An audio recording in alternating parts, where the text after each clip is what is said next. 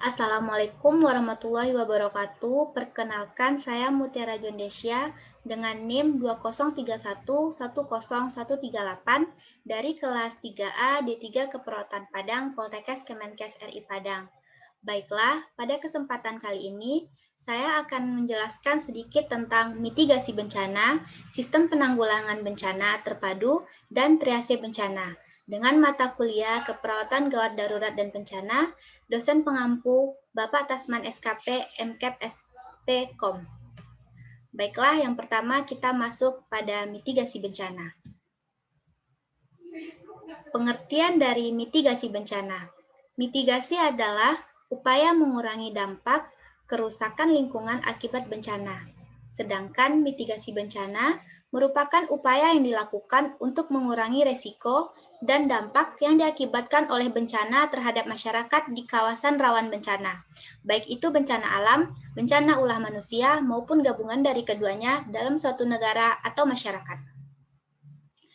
Ada 4 hal penting yang perlu diperhatikan dalam mitigasi bencana, diantaranya tersedianya informasi dan peta kawasan rawan bencana untuk tiap kategori bencana, sosialisasi dalam meningkatkan pemahaman serta kesadaran masyarakat dalam menghadapi bencana, mengetahui apa yang perlu dilakukan dan dihindari, serta cara penyelamatan diri jika bencana terjadi sewaktu-waktu dan pengaturan, serta penataan kawasan rawan bencana untuk mengurangi ancaman bencana. Lalu masuk kepada jenis mitigasi bencana. Mitigasi dibagi menjadi 2 jenis, yakni mitigasi struktural dan mitigasi non-struktural. Apa bedanya? Yang pertama, mitigasi struktural.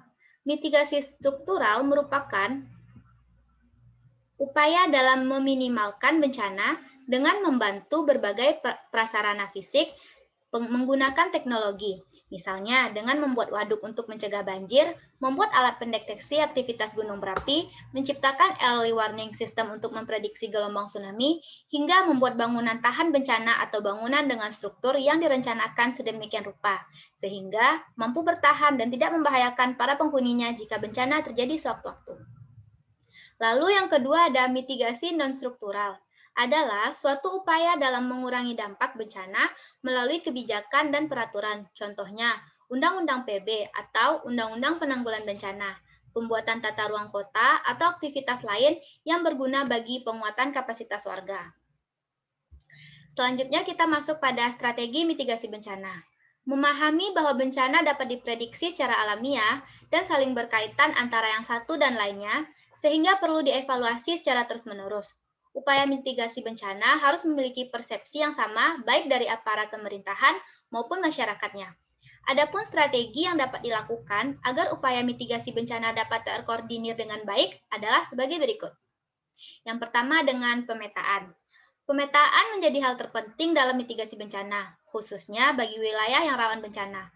Hal ini dikarenakan sebagai acuan dalam membentuk keputusan antisipasi kejadian bencana, pemetaan akan tata ruang wilayah juga diperlukan agar tidak memicu gejala bencana. Lalu yang kedua ada pemantauan.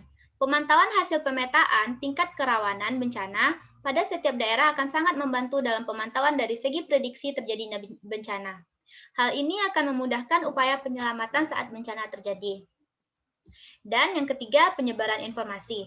Penyebaran informasi dilakukan antara lain dengan cara memberikan poster dan leaflet kepada pemerintah kabupaten atau kota dan provinsi seluruh Indonesia yang rawan bencana tentang tata cara mengenali, mencegah, dan penanganan bencana. Tujuannya untuk meningkatkan kewaspadaan terhadap bencana geologi di kawasan tertentu.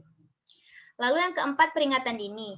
Peringatan dini untuk memberitakan hasil pengamatan kontinu di suatu daerah yang rawan bencana, dengan tujuan agar masyarakatnya lebih siaga.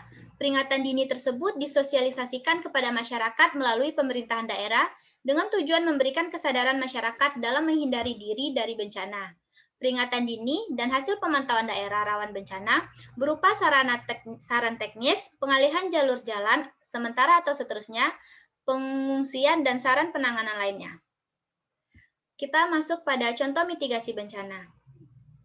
Secara geologis, Indonesia terletak pada pertemuan 3 lempeng utama dunia, yaitu lempeng Indo-Australia, lempeng Eurasia, dan lempeng Pasifik. Negara yang kita huni mendapatkan julukan Ring of Fire atau lingkaran api Pasifik. Hal ini menjadi faktor di Indonesia sering terjadi bencana. Bencana sendiri diartikan sebagai peristiwa yang dapat mengancam dan mengganggu kehidupan masyarakat, seperti kehilangan nyawa dan harta benda. Sementara mitigasi sebagai langkah antisipasinya, berikut penjelasan contohnya. Yang pertama, contoh mitigasi bencana alam. Sebagai berikut, membangun terasering dengan sistem drainase yang tepat, membuat peta rawan bencana tanah longsor, melakukan pembuatan tanggul penahanan runtuhan batuan, penutupan rekahan di atas lereng, melakukan reboisasi di hutan yang gundul, tidak mendirikan bangunan di daerah tebing atau tanah yang tidak stabil, memperhatikan dan membuat sistem peringatan dini, serta memantau informasi gejala tanah longsor dari media elektronik, misalnya website BMKG. Lanjut, contoh mitigasi bencana non-alam. Yaitu ada menyiapkan masyarakat secara luas termasuk aparat pemerintah khususnya di jajaran kesehatan dan lintas sektor terkait untuk memahami resiko bila wabah terjadi serta bagaimana cara menghadapinya bila suatu wabah terjadi melalui kegiatan sosialisasi yang berkesinambungan. Menyiapkan produk hukum yang memadai untuk upaya-upaya pencegahan, respon cepat, serta penanganan bila wabah terjadi. Menyiapkan infrastruktur untuk upaya penanganan seperti sumber daya manusia yang profesional, sarana pelayanan kesehatan, sarana komunikasi, transportasi, logistik, serta pembiayaan operasional, dan upaya penguatan surveillance epidemiologi untuk identifikasi faktor risiko dan menentukan strategi intervensi dan penanganan maupun respon dini di semua jajaran. Lalu kita masuk pada materi yang kedua, yaitu sistem penanggulan bencana terpadu. Pengertiannya, penanggulan bencana merupakan salah satu wujud dari upaya untuk melindungi segenap bangsa Indonesia dan seluruh tumpah darah Indonesia. Penanggulangan bencana adalah kewajiban bersama antara pemerintah dan masyarakat yang didasarkan pada partisipasi dukungan dan prakarsa masyarakat serta pemerintah daerah. Lalu ada asas-asas penanggulan bencana. Yang pertama ada kemanusiaan, keadilan, kesamaan, keseimbangan, ketertiban dan kepastian hukum, kebersamaan dan tanggung jawab bersamaan antara pemerintah dan masyarakat, kelestarian lingkungan hidup, dan lingkungan pengetahuan dan teknologi. Dan kita masuk pada tujuan penanggulan bencana. Yang pertama, yaitu untuk memberikan perlindungan kepada masyarakat dari ancaman bencana, menyelaraskan peraturan perundang-undangan yang sudah ada, menjamin terselenggaranya penanggulan bencana secara terencana, terpadu, terkoordinasi, dan menyeluruh, menghargai budaya lokal, membangun partisipasi dan kemitraan publik serta swasta, mendorong semangat gotong royong, kesetiakawanan dan kedermawanan, dan yang terakhir menciptakan perdamaian dalam kehidupan bermasyarakat, berbangsa, dan bernegara. Lalu kita masuk pada yang ketiga, yaitu triase bencana. Triase atau TRG adalah tindakan untuk memilih atau mengelompokkan korban berdasarkan cedera, kemungkinan untuk hidup, dan keberhasilan tindakan berdasar sumber daya, SDM, dan sarana yang tersedia. Sedangkan tujuan dari triase adalah, misalnya pada musibah massal, bahwa dapat dengan sumber daya yang minimal dapat menyelamatkan korban sebanyak mungkin. Berikut ada kebijakan dari triase. Yang pertama, memilih korban berdasarkan beratnya cedera, besarnya kemungkinan untuk hidup, dan fasilitas yang ada atau kemungkinan keberhasilan tindakan. Lalu yang kedua adalah triase tidak disertai tindakan. Yang ketiga, triase dilakukan tidak lebih dari 60 detik atau pasien dan setiap pertolongan harus dilakukan sesegera mungkin. Lalu prosedurnya. Yang pertama, penderita datang diterima petugas atau paramedis UGD. Yang kedua, di ruang triase dilakukan anamnesa dan pemeriksaan singkat dan cepat atau selintas untuk menentukan derajat kegawatannya oleh paramedis yang terlatih atau dokter. Yang ketiga, namun bila jumlah penderita atau korban yang ada lebih dari 50 orang, maka triase dapat dilakukan di luar ruangan triase, di depan gedung IGD. Yang keempat, penderita dibedakan menurut kegawatannya dengan memberi kode warna.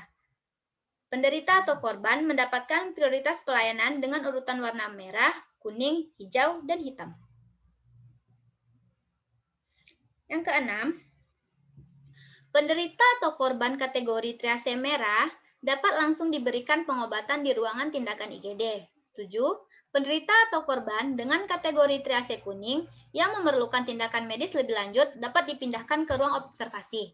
8. Penderita atau korban dengan kategori triase hijau dapat dipindahkan ke rawat jalan atau bila sudah memungkinkan untuk dipulangkan. Maka penderita atau korban dapat diperbolehkan untuk pulang. 9. Penderita atau korban kategori triase hitam dapat langsung dipindahkan ke kamar jenazah. Baiklah, sekian yang dapat saya sampaikan. Bila ada yang salah, saya mohon maaf. Semoga bermanfaat bagi kita semua. Saya akhiri dengan Assalamualaikum warahmatullahi wabarakatuh.